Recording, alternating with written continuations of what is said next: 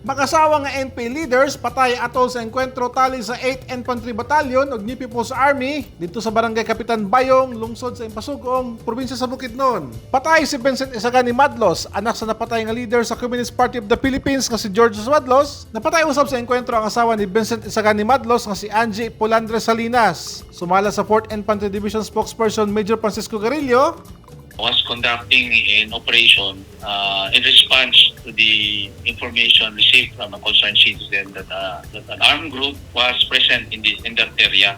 15-minute firefight ensued against an undetermined number of communisters group.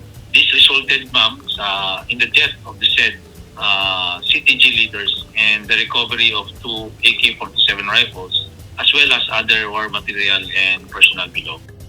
sa opisyal nga pamahayag sa Armed Forces of the Philippines, gisaysay niini nga napatay si Madlos ug Salinas atol sa engkwentro tali sa pwersa sa 8th Infantry Battalion mga alauna sa hapon ni atong September 3, 2022. Matod ni Major Garillo, si Madlos ug Salinas parehong tag-as nga opisyal sa Central Committee, Communist Party of the Philippines, New People's Army ug mga leader sa National Technical Bureau and National Communications Bureau of the National Operations Command. Sila makatubang og daghang kaso sa mga lugar sa Caraga ug Northern Mindanao regions. Doon ay mga milutaw nga istorya ang gironda sa mga sundalo ang gipuy-an ni Madlos ug sa iyang kapuyo apan gipanghimakak kini sa kasundaluhan.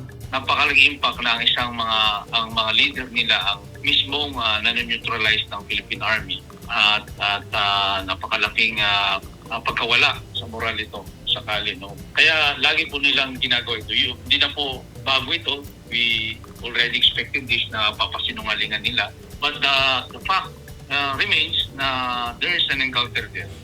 Matod ni Garillo, dakong tabang sa paghugno sa komunistang grupo ang kamatayon ni Madlos ug sa iyang asawa sa kalihukang terorismo. Nagpasalamat usab ang kasundaluhan sa katawhan.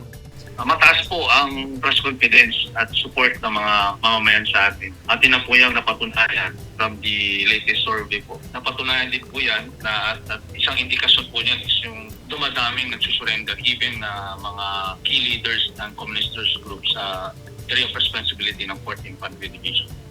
And nakita po ng mamamayan yung sincerity ng ating government, not only the AFP, not only the 4th ID. Nakita nila yung sincerity ng ating government to address insurgency. Nang hinawat ang kasundaluhan nga sa kamatayon sa duha ka leader, mas mulambo na mga komunidad ug mamahimong luwas sa hulga sa terorismo. Bobby Lag sa Newsline Philippines, Cagayan de Oro City. Stay safe.